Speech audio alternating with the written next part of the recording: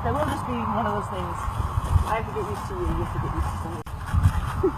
So you're like you're wiki bite. I'm the nicest person you know. We're definitely going to move around now. Let's go ahead and somewhat help him with the obstacles. And not give him a lot to trip on. Yeah, but that's normal. I've got something spooky going on here.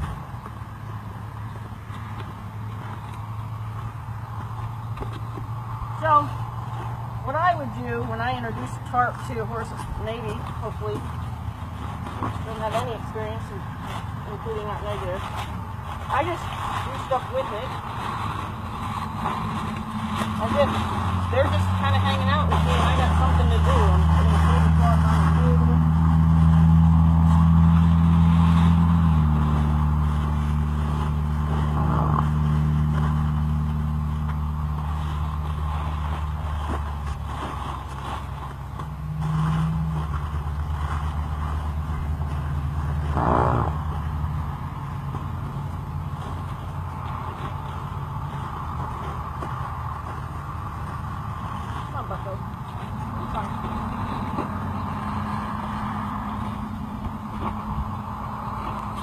So he's actually offering to look at it, so I'm going to give him a chance to do that on his own.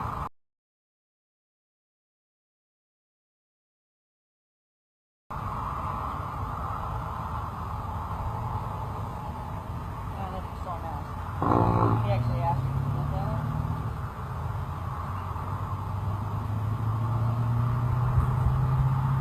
So he didn't get brave after he asked if he could look at it, so we're going to go and play with it a little bit more. See if he asks to look at it again.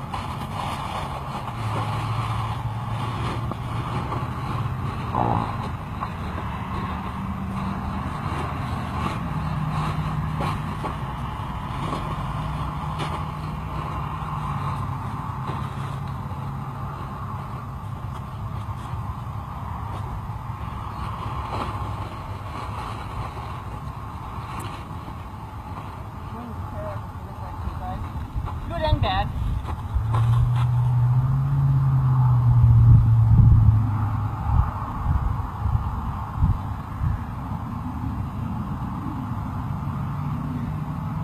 So now the trick with something like this is to bring it to him, let him make the brave decision to try to stretch out and look at it, and then say, well, you don't want to.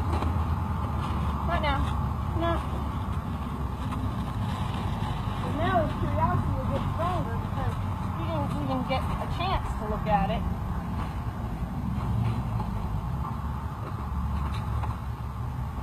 So he'll reach out to look at it even more often now because he's going to try to get that. He's like, man, I really just need to get a sniff of it. Maybe it comes back, I'll try again.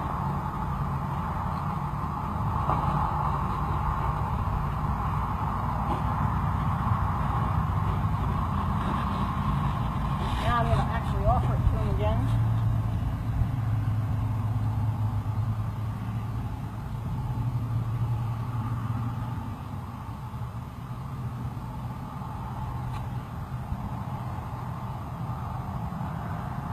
Before he gets too comfortable with it not doing anything and it's taken away.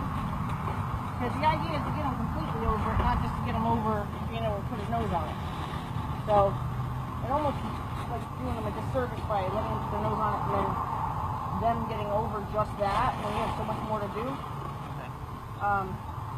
Then they get comfortable and they feel like you should. You know what I mean? Because, you know, here, look at it. And then, you know, my end result is putting it over his body. Right, okay. I want to be able to walk up and touch him with it.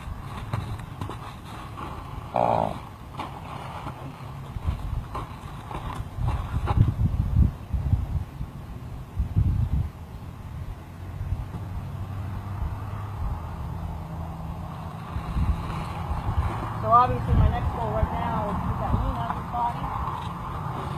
Where he's got that I'm going to leave lean. See how he's back behind his knees? That's a leaving lean. Man, this lean is really hurting me.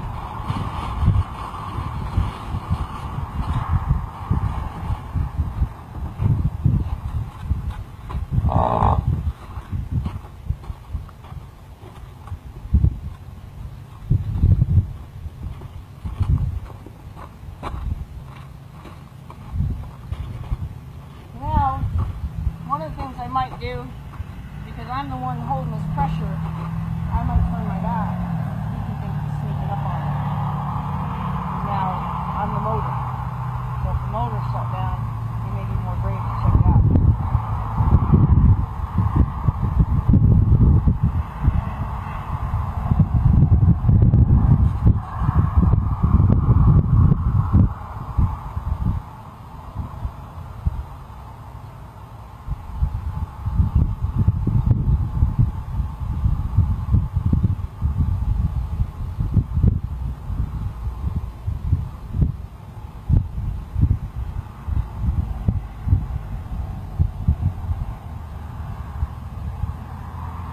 Tension went away because I have a very bad dog.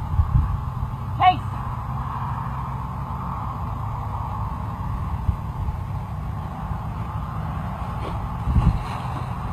The hind leg being cocked like that looks like relaxation. It's actually, the toe is very in the ground. So it's actually a leading foot. So knowing the difference between I'm cocked or I'm planning on going. Because I guarantee you, if I spook him, he's going to step off with that foot. Like that'll be his push foot.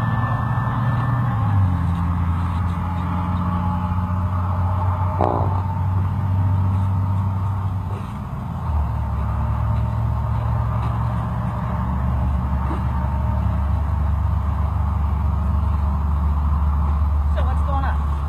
You and me, we're going to chat. You know what? How about let it hit you? You want to cut? You want to cut right now?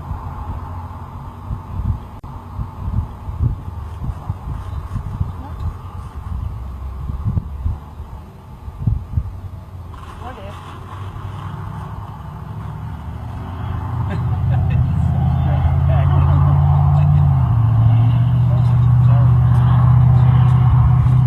Yeah, it looks almost giraffe-like when you have that stretched out.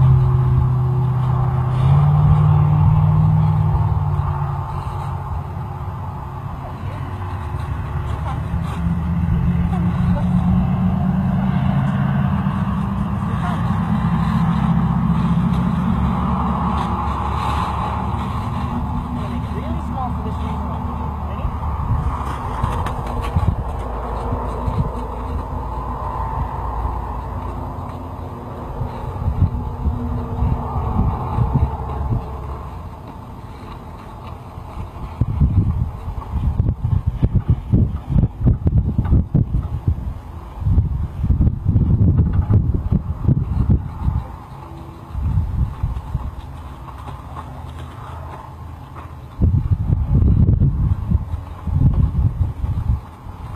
Now he's looking and chewing, but I kind of interrupted it. I should have allowed it.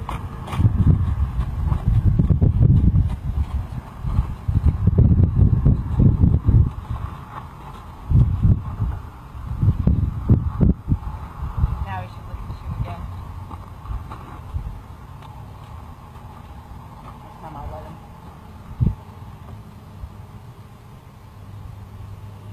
Okay. Digest that.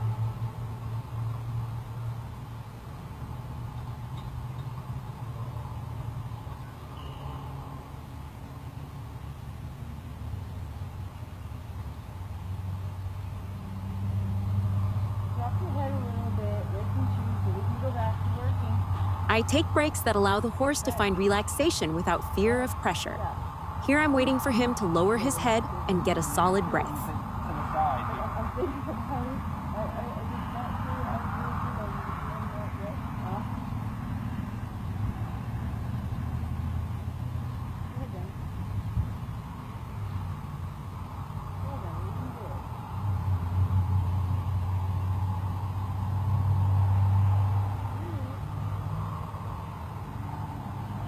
There you got it. There. Woo, look at that. Can you lift your chin out too?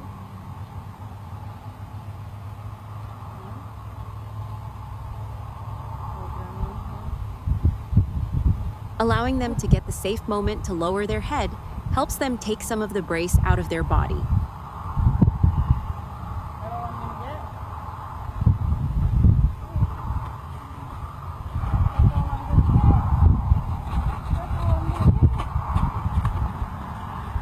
After a break, I get right back to it. He let me touch him already, so I expect him to remember.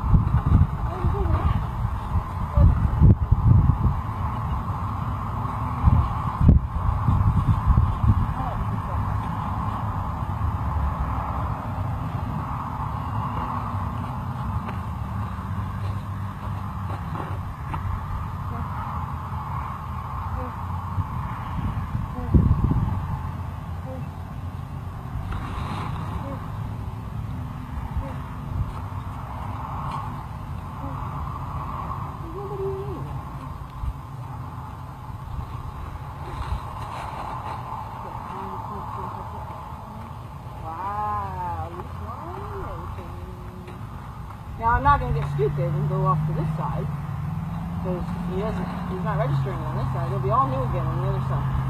So let's get this. Instant acceptance. See a PowerPoint? That's not. I'm so relaxed, man. That's when I gotta go. I got my launch pad. I'm done. Okay. So now, because I am probably not going to get all the way down his back, because I haven't really been doing a lot of that anyway with anything. My hand, nothing. I've been kind of being polite and saying that the withers forward. So now I am going to go the other side, but it'll be all new again.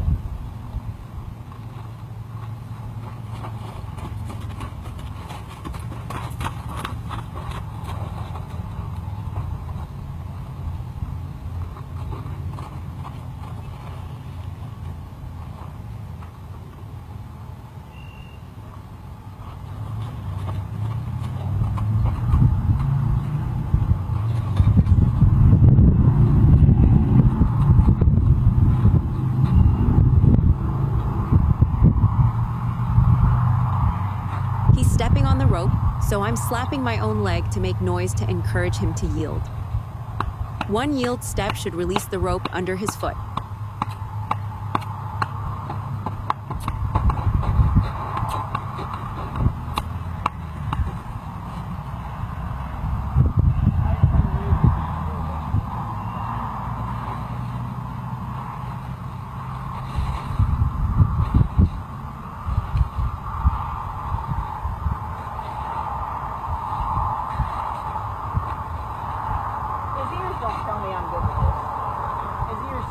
So good tolerating that lady.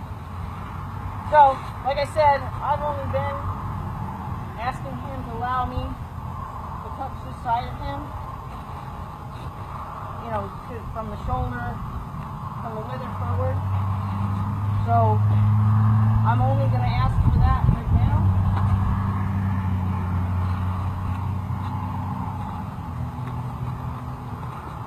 Because I think taking more liberties than I've taken at all right now might be disrespectful. So he's learning right now his responsibility is to stand there.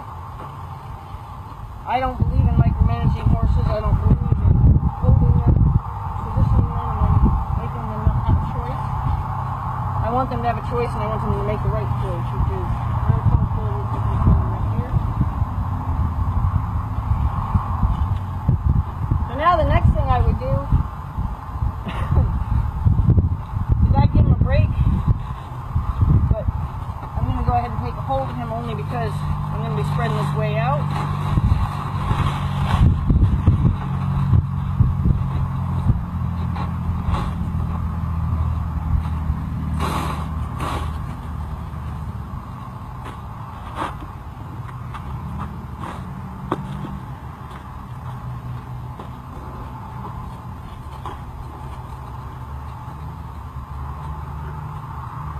I like to make them a part of everything I do, so if I'm going to go to the side of the arena, I want them to come with me.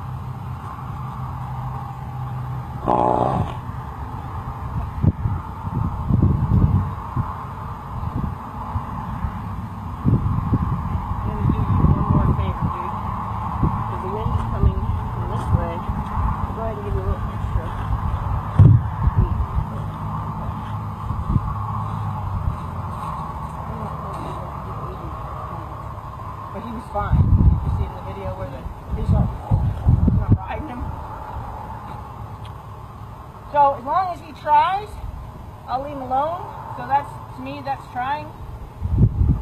So I'm going to leave him alone and let him kind of, now the wind's coming from this way. It's horrible. We got circular winds going on, bud. What do you think? But when he quits trying, which would be if he took his attention away and looked somewhere else, then I would go back to being active. But right now I'm going to stay neutral while he digests this on his own.